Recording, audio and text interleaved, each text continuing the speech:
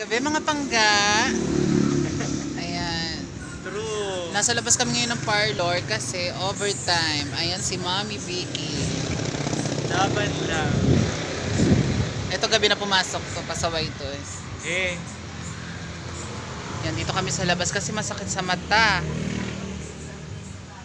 Brazilian. Hindi na ako yung bagong, kasi may bago na naman ako.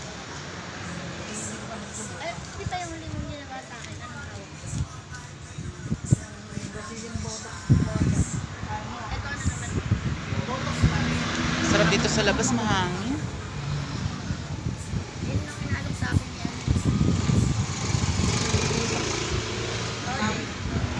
Ayan. Kasi ano din, yung si Anong oras na? Yelay. 11:12. Pero saglit na lang to. Siguro mga 12 makakauwi na ako. Noon na sabi sa cellphone. ngayon lang po inabot yan ng gantong oras. Lagi ako alas 6, alas 7. Yan, uwi na ako. Minsan alas 5. Yun lang mga pangga. Bye-bye.